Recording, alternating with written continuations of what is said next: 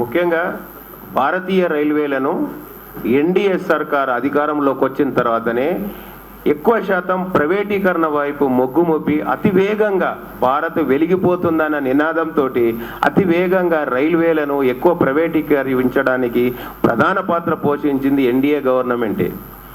అప్పుడే రైల్వేలను వదిలిపెట్టి 36,000 కోట్లతోటి సడక్ రోజ్గార్ అని ప్రవేశపెట్టి రోడ్ ట్రాన్స్పోర్ట్ డెవలప్ చేయాలని చెప్పేసి రైల్ ట్రాన్స్పోర్ట్ని దానికి మొత్తం నిర్లక్ష్యానికి గురి చేసి రైల్వేలను ప్రైవేటీకరిస్తేనే ఆ వచ్చిన డబ్బుతోటి మిగతా వైపు మరలించాలని, ముఖ్యంగా రైల్వేలను పెట్టుబడులు ఉపసంహరించాలని ఆ ఎన్డీఏ 5 సంవత్సరాలు ఉన్న లోపలనే చాలా రైల్వేలకు నష్టం జరిగించింది. అందులో ప్రధానంగా తెలంగాణ ప్రాంతానికి ఇంకెక్కువ నష్టం జరిగించింది ఎన్డీఏ ప్రభుత్వం. కాబట్టి రేపు ఎన్డీఏ వస్తే తెలంగాణ ఇస్తుందంటా కూడా అంతకంటే అధ్వానంగా ఇంకెవరు నమ్మేటోళ్ళు లేరు. మొత్తం భారతదేశాన్ని కాదు రైల్వేలను మొత్తం ముక్కలు చేసి అమ్ముకుంటుందనడంలో ఎటువంటి సందేహం లేదనేసి రైల్వే చేసి భావిస్తుంది.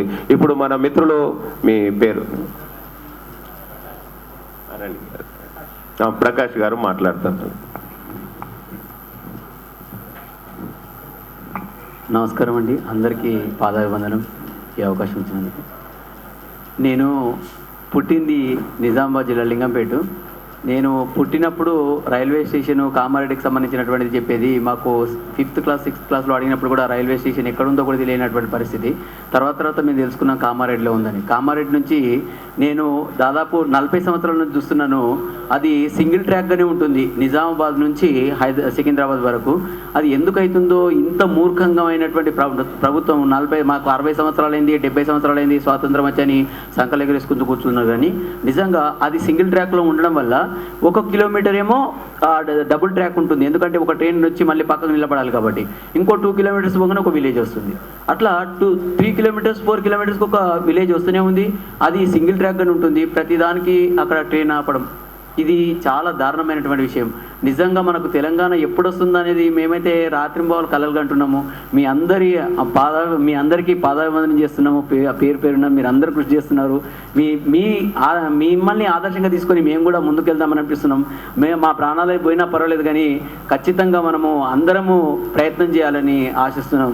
కనీసము మనము బాధపడ్డా ఇప్పుడు కనీసం రాబోయే తరాలన్నా సుఖపడితే ఆలోచిస్తున్నాం. ఎందుకంటే కామారెడ్డి నుంచి హైదరాబాద్కు రావాలంటే 2 కిలోమీటర్లు పడుతుంది డబుల్ లైన్ అయితే.